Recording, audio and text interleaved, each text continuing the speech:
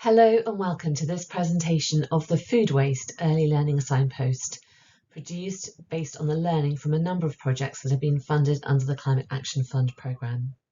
My name is Emma Jones and I'm from CAD Consultants.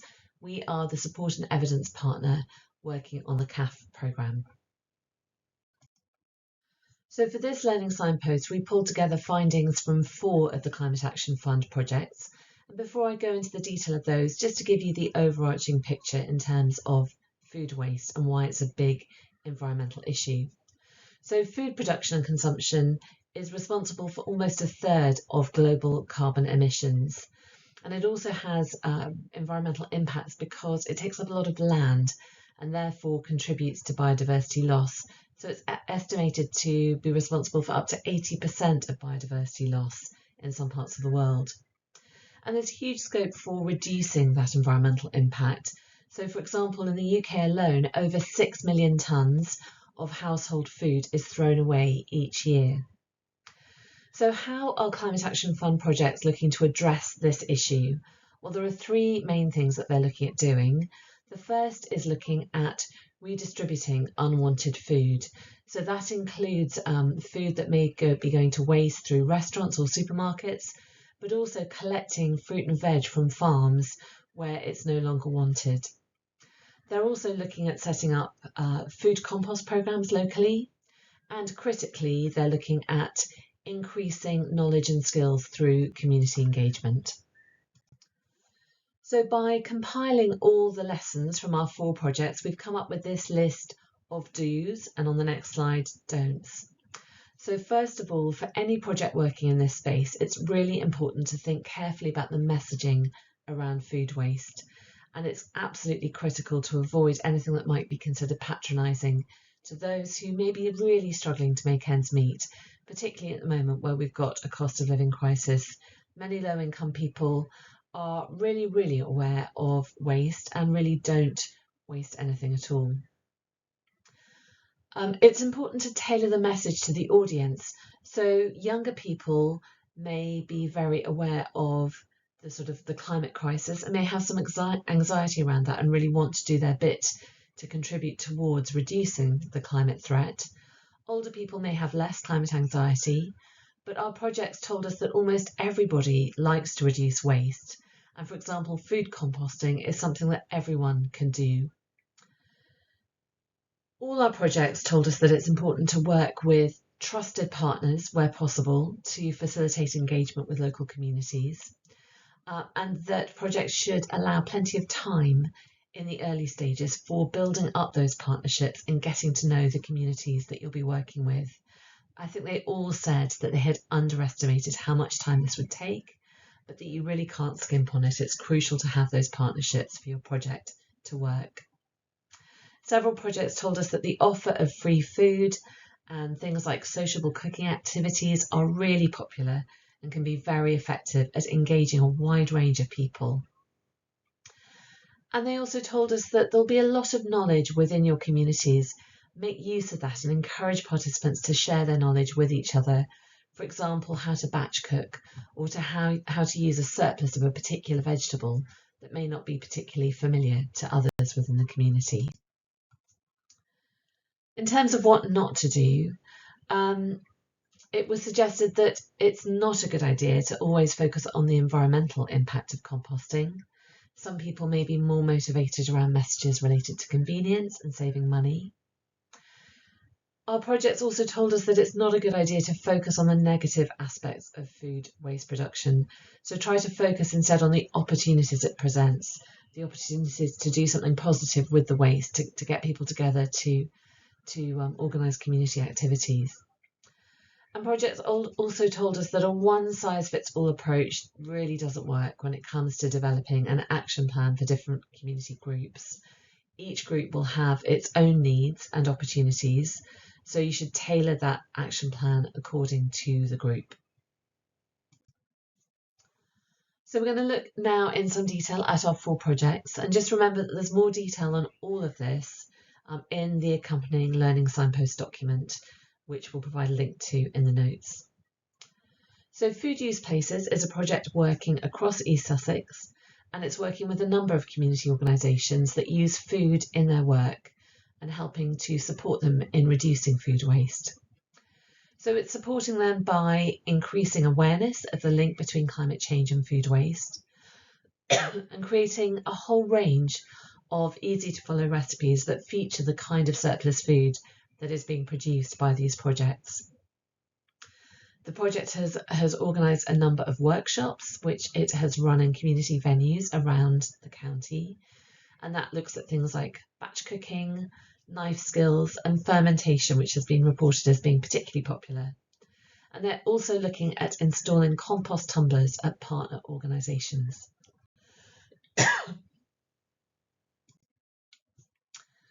Their learning so far includes focusing the messages on positive aspects, being flexible and tailoring the message to the audience. Working with trusted partners, that's really important in terms of effectively engaging with the community. They used a simple message to be shared across all the partners to create some consistency in the messaging, and that was the climate action is happening here, to link in the food waste activities with climate change. They said that cooking sessions are a great way to start the climate conversation with a whole range of communities and different groups. And on the back of that, you can then start to talk about other climate change issues. They were one of the projects that told us it really takes time to develop those partnerships, so don't underestimate that. And they used this food confidence dial, which is shown in the corner of this slide, as an engagement tool to help people begin to understand and think about how confident they feel in different areas and to help to open up that conversation. Some of their successes, they've told us that the compost equipment is really popular with the different projects they're working with. And they found it works best when you build on what people are already doing rather than trying to go in with a one-size-fits-all approach. They said that there's a lot of skills amongst the groups they're working with. So one of the things they're trying to do is to share those skills across the different community organisations. And I mentioned in the overarching do's and don'ts how there is a need for bespoke action plans for each of the groups they were working with. So for example, they're working with a community kitchen, which has a cook-up at the end of each month. They're working with a community pub, which has its own growing project. And they have one site where they're organising fermenting and pickling sessions, which are proving really popular. So they're tailoring the plans for each group to make the most of what they're already doing. And they found that social media can be a really effective way of reaching audiences. They did a little reel about how to use leftover limp lettuces, which has had thousands and thousands of views. So moving on now to our second project, which is Waste Innovation Station. And this is being delivered by Cherwell Collective with a focus on reducing carbon footprint within the community. And there are 4 key things that they're doing on food waste. So they collect food waste from a central collector, so an organisation that's going around and collecting the food waste, and then Cherwell Collective basically takes responsibility for distributing that to the public. They're also operating a bit like a community fridge where people can help themselves to the waste that they are taking on from this central collector. They sometimes get involved in large-scale distribution events. So, for example, at Christmas 2022, they took on 30 tonnes of surplus food and they were able to distribute that to around 2,000 individuals. They also operate a kitchen that cooks up surplus food every week, providing around 450 meals to people every week. So some of their early learning is that despite all their best efforts, not all the waste can be used as food for humans. So some of it is turned into pig feed, but the key thing is to avoid waste. So in terms of the groceries, the change in best before dates and the fact that more and more retailers are avoiding using best before dates has meant there is a reduction in the amount of surplus that's available to them. Also, they have to collect the surplus at 10 p.m. when shops close, which can create some logistical challenges. One thing that's made it a bit easier for stores to be able to give them their surplus is that Cherwell Collective holds a waste carrier licence and has the storage facilities so that they can take anything from these stores. They've said it's really important to have the right qualifications. So, for example, they've got people in their team with level 2 food catering qualifications, which means that they give the confidence to the stores that they have the ability, the necessary qualifications to take on this food and to use it properly. In terms of engaging with the public, they've taken the approach of not having any means testing. So their food waste is available to everybody. That just makes it a lot easier, takes away any kind of stigma with accessing the food waste. They also look at making it as sociable as possible, and they don't focus on the climate aspect. It's about being fun, it's about reducing waste, it's about coming together as a community. And they've said that social media is a really good way of sharing skills and knowledge. Having the right transport is absolutely critical. So they partnered with a company that could offer them some big trucks over the Christmas period to basically make sure that the food got out to the people who needed it during that period. And working closely with local authorities is also really important, particularly on compost projects where local authorities are now responsible for food waste collection. You want to make sure you're avoiding duplication and that you are offering something that complements what the local authority is doing. So some of their successes include pricing food according to the carbon intensity of that meal. So for example, in the community cafe, they price the dishes according to the footprint, the carbon footprint of each portion, and they turn that into car mile equivalents, which is a really nice way for people to be able to understand how carbon intensive different meals are. So for example, they'll have a vegan soup that's been designed to be nutritious and tasty, and that's just £1, where a traditional cottage pie might cost £17. And this has proven to be a particularly effective engagement tool with children. In terms of that investing with partnerships piece, I mentioned the partnership with a logistics firm who were able to offer transport over the Christmas period when they wouldn't normally have to be doing an awful lot of work. And they found that thanking partners very prominently, for example, in local press, via social media, that really helps in terms of keeping the partnerships engaged and keeping them on board and making them that much more likely to help you in future years. So moving on to our third project, this one is Incredible Edible in Lambeth. This is a partnership with the London Borough of Lambeth, and it's all around getting community composting schemes underway on housing estates in the borough. And these are areas that traditionally haven't had any option for their food waste unless they're organising it themselves. So their aim is to get 25 community composting schemes underway, and that will generate compost that will be available for free to use in local community gardens. Critical to making this project work is recruiting local compost monitors who will set up the bins and keep an eye on them, making sure that they're used properly. And the compost monitors will be brought together once a month to share experiences, to build a bit of a network and to support each other. So some of their early learning, the location of bins is critical. They need to be easy to walk to and easy to maintain. So in some estates, that means having several bins so that nobody has to walk too far to reach them, because if they do, they just won't use them. Originally, they'd intended to engage people before they put the bins in, but they found that actually this works much better if the bin is already installed. It's a very visible thing. People notice it, they're curious about it, and they're more likely to talk to people when they go door knocking on the estate if the bin's already there.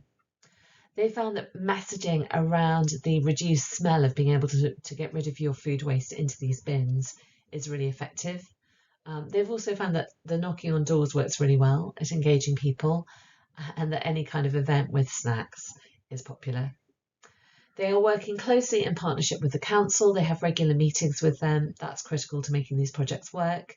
And the ongoing engagement with the monthly meetings with compost monitors, they're well received. Another key finding was when communicating with people about these projects, use existing channels where possible and formats that people already understand. Initially, this project had planned to set up new communication methods with different groups to have some kind of new app that people could communicate with and get updates via, but what they actually found is that the majority of people are already in some kind of community WhatsApp group, and they would much rather have the messages through that group rather than having to take on something new. So initial successes, they ran some non-violent communication training with the compost monitors to raise their ability to manage conflicts and make projects happen. And this proved really popular. These projects are happening in some areas, some estates where there have been tensions in the past. And so this really helps to make sure the compost monitors are equipped to be able to engage as effectively as possible with their communities. The community composters, the monitors, they love getting together to share knowledge. And they found that actually having padlocks on the bins, so code padlocks, with all residents who've attended the workshop being given the code to be able to access the bins, and that's worked really well to avoid contamination. It's critical to avoid non-food waste going into those bins, otherwise it'll make the food waste unusable. So that has worked well. And finally, on to our last project, which is Closing Loops. This is supporting community-led action in North Lancashire, so a very rural project to basically turn waste into a valuable resource. And there are two elements to this project. One is community composting, so not dissimilar to the Lambeth project, but a slightly different type of composting. And the other is gleaning, and this is working with farmers and a team of volunteers to collect surplus fruit and veg from the land that would otherwise be ploughed back into the fields. So in terms of their early learning, on the composting, they've said that it's really important to be aware of some of the perceptions and responses to food waste and compost, that there's a sort of inherent disgust response from many people to food waste, and particularly to things like wormeries. And you have to be aware of that and kind of work with that. Linking in with projects that are already working in local communities will make it much easier to get the community composter installed and being used regularly.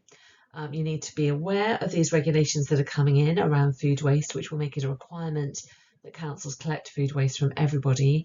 So you need to make sure that whatever you're doing is designed to complement that. They feel that there's a particularly important role for local composting facilities, because under the local government schemes, food waste might end up being transported a long way, and ideally you're having that compost being created and using local food waste and then being used in local projects, and that will reduce the carbon emissions that might arise from transporting this out of the borough. So having that good working relationship with the local council is critical. On the gleaning, so this is basically working with farmers where they may have had a field, a particular crop that was intended to be sold to a supermarket, but the supermarket changed their mind at quite short notice, and the farmer's left with a whole field of cauliflowers or kale that they have no buyer for, and they would basically just be looking to plough that back into the field. So what they're doing here is building those relationships with farmers. It's a challenge because it's a sensitive issue for farmers. It's very painful for them that these crops are unwanted, and to enable the gleaning to happen, they need to be allowing volunteers, people they don't know, into their fields to pick their crop. So building that trust, building that engagement is really critical, and it will take time. And similarly, having good engagement with the volunteers, communicating with them around gleaning events and organising transport for them to get out to the fields is really critical and might have to happen at relatively short notice. So for example, they also look at engaging with the wider public about this as a topic, and they've done that through a seasonable market and a disco soup session where people come together to cook together some of this surplus food in a nice sociable activity, which has proved really popular. So the key successes for this project: on the composting, they've reported that the partnership working is going really well. Again, this is a very common theme with these projects. They said don't skimp on the time it takes to develop these partnerships. That's absolutely critical in terms of getting communities to take on ownership of their composting facility, which is what you need for the longevity of the project. And they reported that engagement has been particularly good where there's demand for compost locally. So for example, where there's an allotment or some kind of food growing project that needs that compost. On the gleaning, the investment they've made in the relationship with those farmers has resulted in successfully harvesting cauliflowers, pumpkins, apples, brassicas, this amazing specialist kale that's shown in this photo, these incredible crops that would have otherwise gone to waste. And they've also found that partnering with an organisation that's already working in surplus food distribution, so in their case it's an organisation called Egg Cup, has been really beneficial. So for example, that organisation already has all the necessary qualifications around things like food safety, which has allowed closing loops just to focus in on things like the relationships and the organisation of the volunteers rather than having to get distracted with other qualifications, etc. So that, in a nutshell, is some of the key learning from some Climate Action Fund projects on reducing food waste. If you want to go to the link that's underneath this video, you can access the document that gives you more detail and a whole load of links to other information. Thank you very much.